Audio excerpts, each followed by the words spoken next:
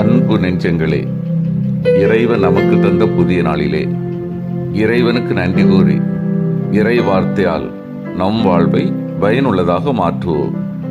இறைவன் நம் அனைவரை நிறைவாக ஆசீர்வதித்து பாதுகாத்து வழி நடத்துவாராக. இன்றைய நற்செய்தி வாச சிந்தனை. இயேசு கற்றுத்தந்த இறைவேண்டல். மத்தேயு நற்செய்தி நூல் பிரிவு 6, இறை சொற்றொடர்கள் 7 முதல் 15 முடிய. இதன் விளக்கம் அறிவோம். இறை மனித உறவை ஆழப்படுத்தும் நோக்கத்துடன் எழுப்பப்படும் ஜெபங்களில் மிகுதியான சொற்கள் தேவையில்லை என்று இயேசு வலியுறுத்துகிறார். பின் தமக்கே உரிய பாணியிலே ஜெபத்திற்கு இருக்க வேண்டிய அடிப்படை பண்புகளை கொண்டதோர் இறைவேண்டலை இயேசுவே கற்பிக்கிறார்.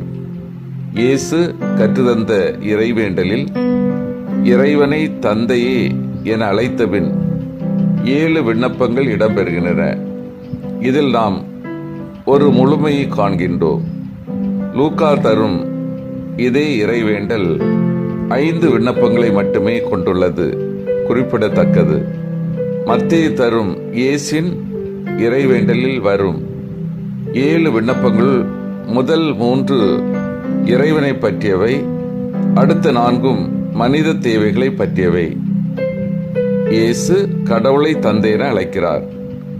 இது பழைய ஏற்பாட்டு பாணியிலிருந்து ஒரு பெரிய மாற்றமே. விண்ணில் இருக்கிற எங்கள் தந்தை என்று யூதர்கள் அழைத்தது கடவுள் வான் மண்டலங்களிலேயே வீற்றிருப்பவர் என்ற சிந்தனை பிரதிபலித்தது. உமது பெயர் தூயதென போற்ற பெறுக என்ற முதல் விண்ணப்பம் கடவுளுக்குரிய ஆழ்தன்மையை குறிப்பிடுகிறது. அவருடைய அனைத்து தகுதிகளும் ஏற்கப்பட வேண்டும், அவருடைய புனித தன்மை ஏற்கப்பட வேண்டும். இதுவே முதல் விண்ணப்பம். உமது ஆட்சி வருக என்னும் 2வது விண்ணப்பம் இயேசுவின் இறையாட்சி பணியை பிரதிபலிக்கின்றது. இறையாட்சி என்பது உலக முடிவில் ஏற்படும் ஓர் இறுதி நிலை அன்று, மாறாக கடவுளுக்கே உரிய அன்பு, நீதி, இரக்கம் போன்ற மதிப்பீடுகள் கொண்ட ஒரு புதிய சமுதாயம்.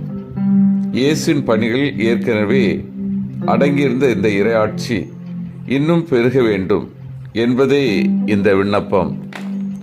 மண்ணுலகில் நிறைவேற வேண்டிய கடவுளின் திருவுளத்தை பற்றிய 3வது விண்ணப்பம் இறையாட்சி விண்ணப்பத்தின் தொடர்ச்சியாகவே கருதப்படுகிறது. அதாவது இறைவன் வீற்றிருக்கும் விண்ணகத்தின் மதிப்பீடுகள் மண்ணகத்தை ஆட்கொள்ள வேண்டும். மனித சுயநலன்கள் ஒழிய வேண்டும். மனித தேவைகளை பற்றிய விண்ணப்பங்களில் முதலாவது உணவை பற்றியது. இது வயிற்று பசி போக்கும் உணவு மட்டுமன்று, கடவுளின் வார்த்தையையும் இது குறிக்கும். இவ்வுலக வாழ்வுக்கு தேவையான மதிப்பீடுகளும் இந்த உணவில் அடங்கும். இன்று தேவையான உணவு என்று குறிப்பிடும்போது கடவுள் மீது நாம் தொடர்ந்து ஒவ்வொரு நாளும் கொண்டிருக்க வேண்டிய நம்பிக்கை வலியுறுத்தப்படுகின்றது. கடவுள் நம் குற்றங்களை மன்னிக்க வேண்டும் என்கிற 5வது விண்ணப்பம் ஒரு நிபந்தனையுடன் கூடியது. அதாவது நாம் நன்மனது கொண்டு பிறர் நமக்கிழைத்த தவறுகளை முதலில் மன்னித்து விட வேண்டும். பிறர் குற்றங்களை நாம் மன்னிக்கும் போது கடவுள் நம் குற்றங்களை மன்னித்து விடுகிறார் என்ற உண்மை வெளிப்பட்டு மனித உறவுகளில் இறைவன் பிரசன்னமாக இருக்கிறார் என்னும் ஒரு மாபெரும் சிந்தனை இங்கே காணப்படுகிறது.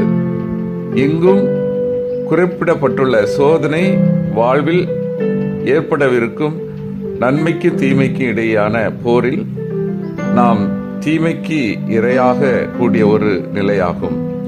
ஏனெனில் அவ்வேளையில் நம்பிக்கை தளர்ச்சி கூடிய சூழல் ஏற்படும். தீயோண்டமிருந்து எங்களை விடுவியும் என்ற 7வது விண்ணப்பம் இதற்கு முந்தைய விண்ணப்பத்தை பிரதிபலிக்கின்றது.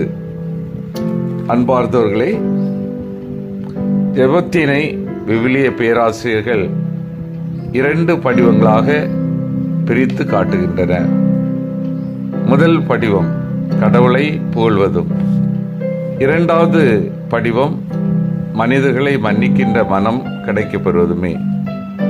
மன்னிக்கின்ற மனம்தான் இறைவனை புகழ இடம் கொடுக்கும் என்பதே இயேசுவின் எதிர்பார்ப்பு. அதனால்தான் உபசாரத்தில் பிடிபட்ட பெண், ஊதாரி மகன் போன்ற ஓமைகளிலே இயேசு அவர்களை மன்னிக்கின்றார். இயேசு கற்றுத்தந்த இறைவேண்டல் ஜெபத்தின் 7 விண்ணப்பங்கள் 3 முக்கியமான படிநிலைகள் குறிப்பிட தகுந்தவை. முதல் படிநிலை கடவுளையும் அவருடைய விருப்பத்தையும் தேடுவது. இரண்டாவது படிநிலை கடவுளின் கவனிப்பை தேடுவது. மூன்றாவது படிநிலை கடவுளிடம் மன்னிப்பு கேட்பது. சிந்தித்து தியானித்து செயல்படுவோம். எனது இறைவேண்டல் இறை உறவையும் மனித உறவையும் வளர்க்கின்றதா? நான் இறைவேண்டல் செய்யும்போது அடிக்கடி பொது நலனுக்காக கேட்கின்றேனா? நான் பிறரை மனதார மன்னித்து ஏற்றுக்கொள்கின்றேனா? மன்றாடுவோம்.